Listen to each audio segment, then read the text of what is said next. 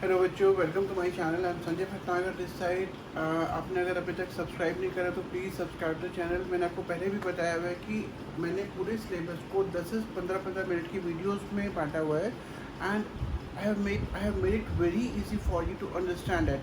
सिर्फ आपको थोड़ा सा रेगुलर रहना है। अगर आप रियली 90% प्लस मार्क्स स्कोर करना चाहते हैं तो please subscribe to my channel. आप पहली वीडियो से उसको लगातार क्वांटिटी में देखिए तो आपको बहुत अच्छा समझ में आएगा। प्लीज़ बीच में वीडियो मत छोड़िए क्योंकि आपको उसमें कॉन्सेप्ट में प्रॉब्लम हो जाएगी। मैं आज आपको बताने जा रहा हूँ इनकम मेथड। इनकम मेथड से हमेशा NDPAT से निकलता है। NDPAT is net domestic productive factor cost. इसको हम डोमेस्टिक इनकम भी बोलते हैं, इसको हम डोमेस्टिक इनकम भी बोलते हैं। इसका जो दूसरा नाम है बहुत कम दिया जाता है पर कभी कभी यूज़ किया जाता है। इसको बोलते हैं डिस्ट्रीब्यूटिव शेयर मेथड।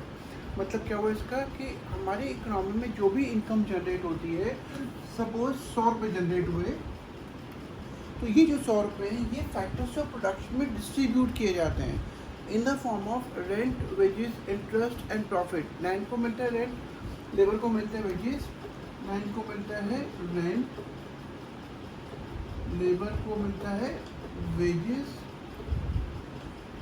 कैपिटल को हम देते हैं इंटरेस्ट एंड एंटरप्रेन्योर को मिलता है प्रॉफिट। तो इस तरीके से जो पैसा है वो इन चारों फैक्टर्स ऑफ प्रोडक्शन में डिस्ट्रीब्यूट हो जाता है। क्योंकि ये फैक्टर्स ऑफ प्रोडक्शन है इसलिए इसको हम फैक्टर पेमेंट मेथड भी बोलते हैं। इनकम मेथड से मैंने भी आपको बताया NDPAT से निकलता है। हाँ, इसको हम ऐसे करके हम इसका फॉर्मूला देख सकते हैं। सबसे पहला कंपोनेंट है compensation of employees. Compensation of employees जो भी लोग एम्प्लॉयज़ काम करते हैं उनको जो भी पैसा मिलता है उसको हम COE में काउंट करते हैं, कॉम्पेंसेशन एम्प्लॉयज़ में। इनको डिटेल में मैं अभी आगे एक्सप्लेन करूँगा। इसका जो दूसरा कॉम्पोनेंट है उसका ऑपरेटिंग सरप्लस और तीसरा कंपोनेंट है उसको बोलते हैं mixed income of self employed. आपको जब भी न्यूमेरिकल निकालने के लिए दिया जाएगा तो आपको ऐसे लिखना है NDPAT जो ये चीज़ है plus COE plus operating surplus plus mix income of self employed. आपको अगर सिंपल वैल्यूज दी गई हैं तो आपको सीधा उठा के यहाँ पर डालना है और आप कैलकुलेशन करके NDPAT निकाल सकते हैं। बेटा इनकम मेथड का जो सबसे पहला कंपोनेंट आता है, जो मैंने आपको भी पहले फॉर्मूला में लिखा था, सबसे पहला कंपोनेंट है कॉम्पेंसेशन ऑफ एम्प्लॉयज़। एम्प्लॉयज़ जो भी काम करता है और एम्प्लॉयर उस काम के बदले में एम्प्लॉय को जो भी पेमेंट करता है उसको हम कॉम्पेंसेशन ऑफ एम्प्लॉयज़ बोलते हैं। अगर आपको न्यूमेरिकल में कॉम्पेंसेशन ऑफ एम्प्लॉयज़ दिया हुआ है, वेल एंड गुड। इसका मतलब है कि आपको नीचे का कोई भी फिगर टच नहीं करना क्योंकि आपको उन्होंने ऑलरेडी कैलकुलेशन करके COE दे दिया है। लेकिन अगर आपको ऐसे कॉम्पोजिशन ऑफ एम्प्लॉयज़ नहीं दिया गया है तो वो उसको क्या करेंगे, they will break it into parts. वो उसको कई सारे पार्ट्स में तोड़ के देंगे। तो जो सबसे पहला कॉमनली गिवन पार्ट है वो है wages and salaries paid by employer to employ. जो भी वेजेस या सैलरीज है जो एम्प्लॉयर अपने एम्प्लॉय को दे रहा है वो COE में काउंट किया जाएगा। तो उसको हमें पहले उठाना है। उसके बाद है employer contribution to social security scheme. कई सारी कंपनीज़ में कंपनी एम्प्लॉय को बेनिफिट देती है तो वो क्या करती हैं, उनकी कुछ सोशल स्कीम्स होती हैं उसको कंपनीज उसमें कंट्रीब्यूट करती है जो कि एम्प्लॉय को बाद में मिलता है जब वो रिटायर होता है, कंपनी छोड़ता है। तो जो भी company employer social security scheme में एम्प्लॉय के दे रहा है वो एक तरह से वो COE का पार्ट है। ध्यान रखिएगा कभी कभी न्यूमेरिकल में एम्प्लॉयर की जगह पे एम्प्लॉय लिखा होता है। अगर एम्प्लॉय लिखा हुआ है तो वो आपको नहीं लेना है, आपको सिर्फ एम्प्लॉयर कंट्रीब्यूशन ही लेना है। इसका जो थर्ड पार्ट है वो है हाउस रेंट अलाउंस। भाई एक एम्प्लॉयर अपने एम्प्लॉय को या तो घर देता है कई बार या उसकी जगह पे हाउस रेंट अलाउंस देता है क्योंकि वो बेनिफिट मिल रहा है एम्प्लॉय को, वो एम्प्लॉय को फ़ायदा पहुंचा रहा है। तो हाँ ये COE का पार्ट हो गया। सिमिलरली इलेक्ट्रिसिटी बिल, भाई एम्प्लॉय जो भी घर में बिजली यूज़ कर रहा है उसका जो बिल पे कर रही है कंपनी पे कर रही है, मतलब एक तरह से उतना बेनिफिट एम्प्लॉय को दे रहा है तो वो भी COE का पार्ट है। डियरनेस अलाउंस जो कि एम्प्लॉय को कंपनी देती है टू कॉम्पेंसेट अगेंस्ट इन्फ्लेशन। अगर महंगाई बढ़ती है तो कुछ कंपनीज अपने एम्प्लॉयज़ की सैलरी उतनी परसेंटेज से बढ़ाती हैं, उसको बोलते हैं डियरनेस अलाउंस। डियरनेस अलाउंस लिया जाएगा, COE में ऐड करना पड़ेगा आपको। एक आता है ट्रैवल अलाउंस। भाई अब एक एम्प्लॉय अपने घर से कंपनी तक जा रहा है, ऑफिस तक जा रहा है, वापस आता है, तो उसका पेट्रोल का खर्चा होता है या उसके जो भी एक्सपेंसेस लगते हैं, कंपनी उसको ट्रैवल अलाउंस पे करती है। ध्यान रखिएगा कि ट्रैवल अलाउंस अगर नॉर्मल दिया जा रहा है तो वो सीओई का पार्ट है, लेकिन अगर ट्रैवल अलाउंस कंपनी दे रही है एम्प्लॉय को कोई ड्यूटी परफॉर्म करने के लिए, तो वो सीओई का पार्ट नहीं है, वो नहीं दिया जाएगा। जैसे कि सपोज़ आपने डोमिनोज से पिज़्ज़ा खाया होगा, तो जो डोमिनोज के जो सपोज हम एज्यूम करते हैं कि जो डोमिनोज के डिलीवरी बॉयज़ आपको डिलीवरी करने के लिए आते हैं, उनको कंपनी कुछ पे करती है उनके पेट्रोल का expenses, but the money is not going into their pocket. वो जो पैसा है वो उनकी पॉकेट में नहीं जा रहा, वो उनको दिया जा रहा है ड्यूटी को परफॉर्म करने के लिए, तो वो हम सीओई में काउंट नहीं करेंगे। देन आता है बोनस। साल में एक बार कंपनी अपने एम्प्लॉयज़ को जैसे दिवाली बोनस दे दिया या कोई बड़े फेस्टिवल बोनस देती है, तो bonus is given by the employer to employee, एक तरह का बेनिफिट है जो कंपनी अपने एम्प्लॉयज़ को दे रही है। देन मेडिकल फैसिलिटीज़, बहुत सारी कंपनीज ऐसी हैं जो अपने एम्प्लॉय के मेडिकल एक्सपेंसेस को भी देती हैं, रीइम्बर्स करती हैं, तो वो एम्प्लॉय का बेनिफिट है, तो वो हम सीओई में लेंगे। मतलब अगर आपको सीओई दिया है तो आपको मुंह से कुछ टच नहीं करना, लेकिन अगर सीओई नहीं दिया है तो आपको एक एक कंपोनेंट को देखना पड़ेगा और उसको सम अप करके आपके पास सीओई आएगा।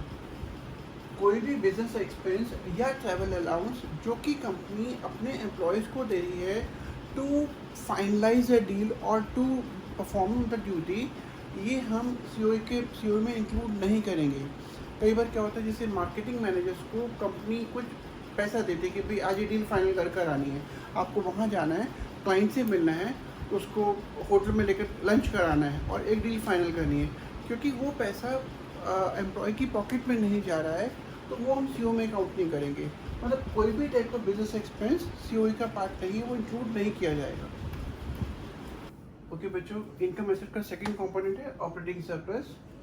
अगर आपको ऑपरेटिंग सरप्लस दिया है न्यूमेरिकल में, सपोज उन्होंने 100 का फिगर दिया, वेल एंड गुड, अब आपको कुछ और टच करने की जरूरत नहीं। लेकिन कभी कभी ये लोग क्या करते हैं, एग्जामिनर्स वो ऑपरेटिंग सरप्लस को पार्ट्स में तोड़ के देंगे, तो वो क्या करेंगे, जैसे उन्होंने एक दे दिया rent 20 rupees, interest 20 rupees, third party royalty 20 rupees and fourth part है प्रॉफिट 40 रुपीज़। तो आपको अगर ये चार वैल्यूज दी हैं तो आपको इन सबको उठा के प्लस करना है, आपके पास ऑपरेटिंग सरप्लस का कंबाइंड फिगर आ जाएगा।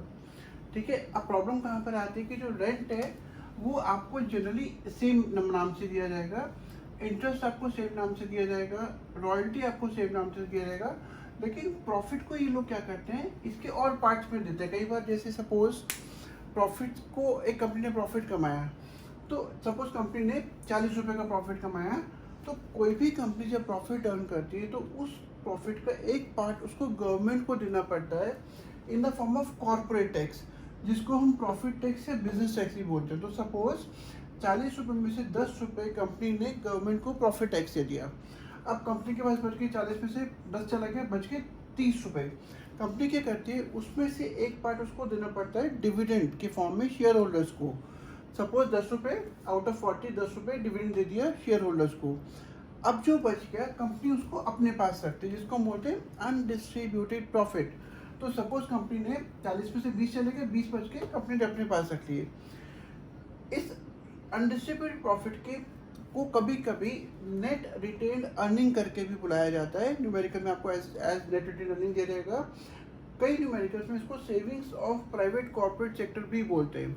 तो आपको उस केस में क्या करना है, अगर आपको प्रॉफिट ऐसे नहीं दिया हुआ कंबाइंड फिगर, आपको ऐसे तोड़ कर दिया हुआ है, तो आपको हर वैल्यू को लेना है, आप इन सबको प्लस करोगे, आपके पास प्रॉफिट आएगा, फिर उस प्रॉफिट में आप बाकी के 3 वैल्यूज ऐड करोगे, आपके पास ऑपरेटिंग सरप्लस आएगा। कभी कभी क्या करते हैं, बहुत रेयर करते हैं, पर कभी कभी क्या करते हैं, वो इन दोनों को कंबाइन करके लिखते हैं डिस्ट्रीब्यूटेड प्रॉफिट। डिस्ट्रीब्यूटेड प्रॉफिट का मतलब है कि प्रॉफिट का वो पार्ट जो बट गया, टैक्स या डिविडेंड की फॉर्म में जो बट गया, उसको बोलते हैं डिस्ट्रीब्यूटेड प्रॉफिट। अगर आपको ऐसे दिया तो आपको डिस्ट्रीब्यूटेड प्रॉफिट और अनडिस्ट्रीब्यूटेड प्रॉफिट प्लस करेंगे, आपके पास पूरा प्रॉफिट आएगा। कभी कभी क्या करते हैं कि ये इसको ऐसे लिख देंगे, इन दोनों पार्ट्स को, जो डिविडेंड है, ये जो दोनों पार्ट्स हैं, इसको करके लिख देंगे profit after tax. Profit after tax, मतलब टैक्स को देने के बाद जो बच गया 10 एंड 20 का समेशन, ये होता है प्रॉफिट आफ्टर टैक्स। तो उस सिचुएशन में आपको प्रॉफिट टैक्स और प्रॉफिट आफ्टर टैक्स को प्लस करेंगे, तब आपका पूरा प्रॉफिट आएगा। एंड इस तरीके से आप ऑपरेटिंग सरप्लस वाले कंपोनेंट की पूरी कैलकुलेशन कर सकते हैं। इनकम मेथड का थर्ड कंपोनेंट है mixed income of self employed. Mix income of self employed मैं आपको एक्सप्लेन करता हूँ। सपोज मैं एक एग्जांपल की हेल्प से आपको एक्सप्लेन कर रहा हूँ। सपोज आपके पड़ोस में कोई डॉक्टर रहता है और उसने अपने ही घर में एक क्लिनिक खोला हुआ है। सपोज उसने अपने घर के बाहर वाले रूम में क्लिनिक खोला हुआ है। अब अगर आप ध्यान से देखेंगे कि अगर वो डॉक्टर कहीं पर जॉब करता तो उसको एज सैलरी मिलती, जो अब नहीं मिल रही, क्योंकि वो अपने ही क्लिनिक में पूरे दिन बैठता है। जिस जगह पे उसने क्लिनिक खोला है, अगर वो उस मकान को कहीं रेंट पर देता तो उसको रेंट मिलता, पर वो रेंट अब नहीं मिल रहा है क्योंकि उसने अपने ही घर में क्लिनिक खोला हुआ है। सपोज एक डेंटिस्ट डॉक्टर है, अब उसने क्या कर रखा है, अपने अपने क्लिनिक में उसने मशीनरी वगैरह लगा रखी है, से 5 लाख रुपए की machinery.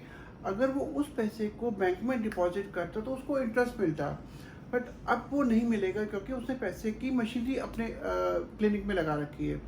Plus as an entrepreneur, क्योंकि वो सारा काम कर रहा है, एफर्ट डाल रहा है, तो उसको कुछ प्रॉफिट मिलना चाहिए। तो जो उसकी इनकम, जो भी उस क्लिनिक से इनकम आ रही है, उसमें उसको रेंट, इंटरेस्ट, रॉयल्टी और प्रॉफिट की फॉर्म में आ रही है। मतलब ये जो भी इनकम है वो ये नहीं करेगा कि वो सारे फैक्टर्स में डिस्ट्रीब्यूट कर रहा है, उसकी इनकम अलग अलग हेड्स में आ रही है, इसलिए उसकी इनकम को हम mixed income of self employed भी बोलते हैं।